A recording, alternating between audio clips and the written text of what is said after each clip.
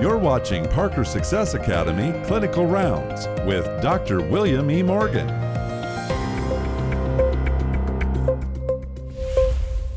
Hello, I'm Dr. William E. Morgan, and this is Clinical Rounds. Today we have a very special guest, Dr. Robert Traeger. Robert, welcome to Clinical Rounds. Thank you so much. I'm honored to be here. So can you tell us a little bit about yourself and how you got involved in clinical care? So I'm a chiropractic physician at University Hospitals, Connor Whole Health in Cleveland, Ohio. And I worked in private practice in Pittsburgh for 7 years and started doing research, some case reports and book chapters, and wrote this book right here. And that's how I moved over to the department where I'm at now in the hospital setting. And it's definitely quite different, and I love it. And I'm also working on research now, part-time as well. Well, very good. And I'm, you know, my background possibly is I've spent most of my career in hospitals as well and done some research. So, but how I got connected to you was this book on sciatica, of which I've got a great interest in sciatica and disc herniations. So thank you for writing this great book. I think every chiropractor, every person who treats the spine should have a copy of this, Sciatica, Foundations of Diagnosis and Conservative Treatment. So it says this show focuses on clinical insights. Maybe you want to start with how you make a decision on what to do with the patients that walk into your office. Yeah, so in the hospital setting, things might be a little different, but the general principle is the same. I mean, whenever I have a new patient on my schedule, I always want to try to collect as much information as I can before I even enter the room, before I even talk to the patient. I like to look at their imaging, any previous records that they may have, and that sort of sets the stage for me. And I try not to let that bias the way I examine the patient or draw any conclusions too soon. But I can sit down and I can tell the patient, I looked at your imaging, I looked at your results, and I know you have XYZ going on. I know you saw the surgeon, and just tell me your story. Tell me what's going on. And that's how I approach it. I start very open-ended, and I just listen to people and just hear what they have to say and then go from there. So it's like a narrative interview is what you do? Yeah, exactly. So, I mean, when it comes to sciatic pain, even the word sciatica is sort of a generic or vague term, and it can mean several different things. And I even trace the derivation of the term in the book. I mean, what it means to one person is not exactly what it means to another person. It might mean pain in the thigh to somebody. It might mean pain down the leg or a dermatomal distribution to somebody else. And so trying to tease out what a patient is feeling and having them actually show me on their body where they're feeling the pain. And that will really help get the ball rolling and figure out what's going on with the patient. So you start this interview, and let's say they do come in with pain down the back of their leg. How do you direct the interview, and then how do you translate into your examination? What questions would you ask? Well, I like to just do the basics. I mean, location, onset, palliative, provocative factors, that sort of thing. I mean, so I go down the list. I mean, if a patient tells me all that information, I just kind of proceed. But if they don't, then I'll sort of question them. The location of pain is really interesting with sciatic pain. So there are several pathognomonic or highly specific presentations of sciatic pain. When you have a full dermatomal pain distribution, it can be highly specific for a radiculopathy such as S1. However, that's extremely rare, even in a true radiculopathy like a disc herniation hitting a nerve root. Only 10% of patients will actually have a full dermatomal distribution extending from the thigh to the leg. You're at least half of patients, 10% of people with leg pain, with sciatic neuralgia. And I found, is that really a hard number, or is it even less than that?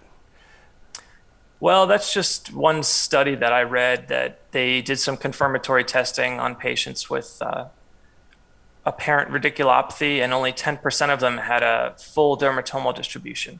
And so, as you may know, there's some variability between patients. There's some variability between the dermatomal charts that we study.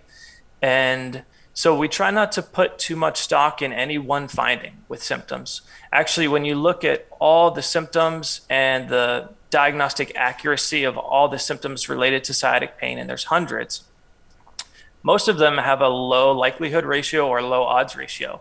There's actually only one of them, or two or three, that have a very high likelihood ratio. And one of those is neurogenic claudication for spinal stenosis, where you have increased pain with standing and walking that's alleviated by sitting and bending forwards.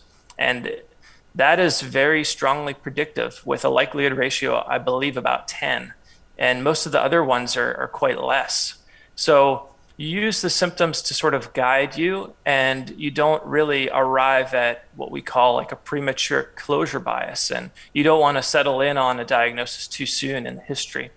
And when I interviewed Chad Cook, he talked about the progression of your diagnosis. This, what they come into, you start with a working diagnosis, but frequently with chiropractors and physical therapists, his profession, as it unfolds, you see what got them better, what provoked their symptoms, and you kind of triangulate your way into, you finally come to that diagnosis and the appropriate treatment, maybe over a course of treatments. Yeah, exactly. And there's nothing wrong with that. I think that's a sign of being a great clinician, being able to reconsider your diagnosis every visit and check a few things, check some reflexes, ask the patient some more questions every time you see them, and maybe you change things. I mean, maybe you get some more imaging and you see something you didn't know was there, and that's totally okay. So, sciatic neuralgia, commonly caused by disc herniations. In the professions that do manual care, a lot of people diagnose them as piriformis syndromes. What do you know about piriformis syndrome? Piriformis syndrome, I love this. So it's almost like the thoracic outlet syndrome for the upper extremity and the neck and the shoulder.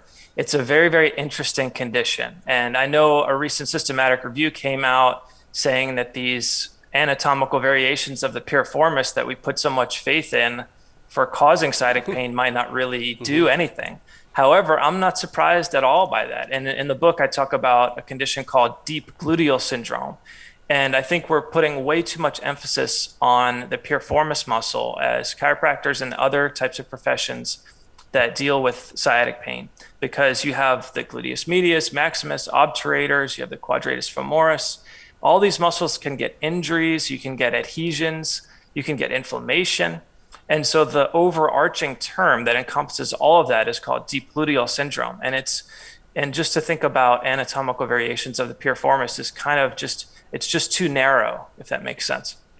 Very good. So in a breakdown, what's the most common cause of true sciatic neuralgia? So this is really interesting. If you read a lot of narrative reviews, they will say 90% of sciatic pain is caused by a disc herniation. And I completely disagree with that. I would say that's too high of an estimate. And if you look at those papers, there's really no references for that claim. And based on the best research I could find, which was a paper by Constantino et al. In 2015, I believe it was the Atlas cohort where they had hundreds of patients with sciatic pain. They actually found 65% of sciatic pain was from the lower back. It's only 65%. Could be attributed to a disc herniation or spinal stenosis.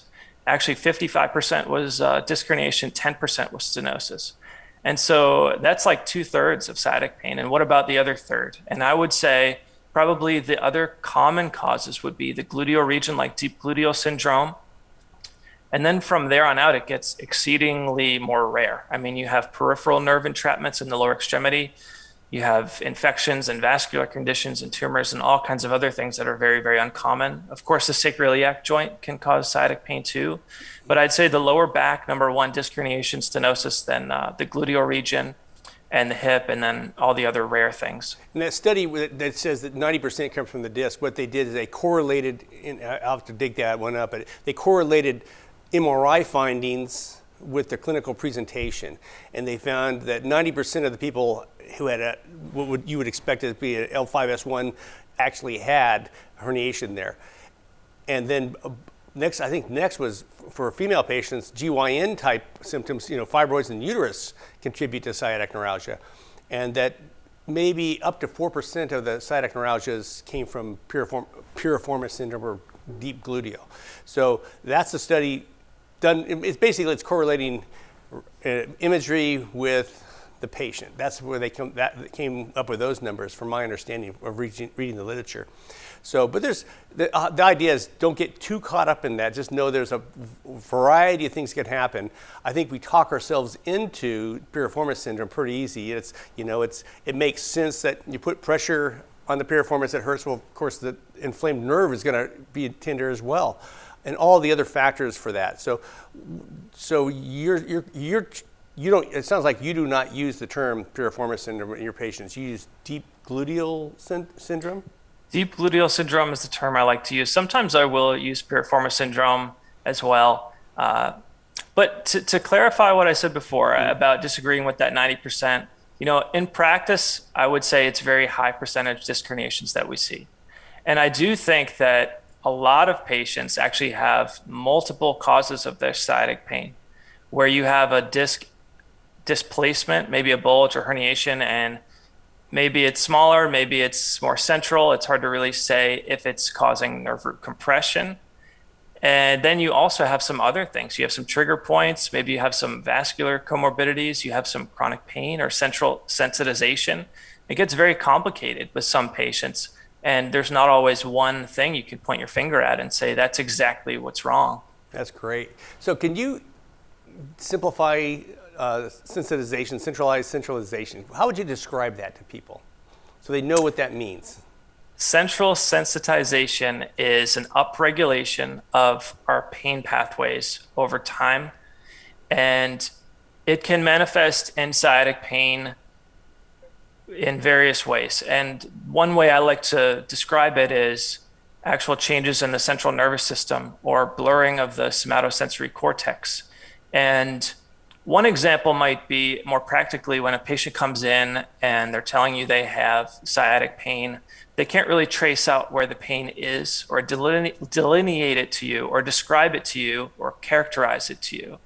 And that's a sign that maybe the homunculus or the regions where we perceive spatial orientation of our symptoms is sort of blurred or distorted over time.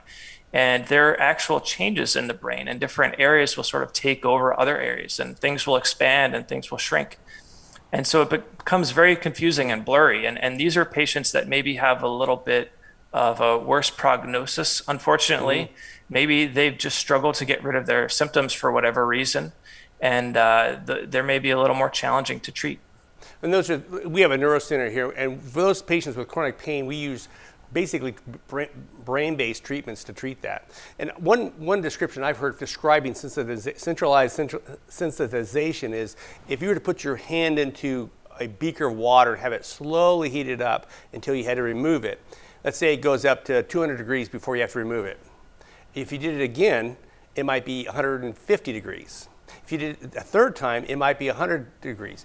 Each time takes less of a irritant to cause a retraction of the hand. It's sensitized. So that happens with us as humans. Is if you have one thing causing sensitization, it doesn't take very much of a push to push it over.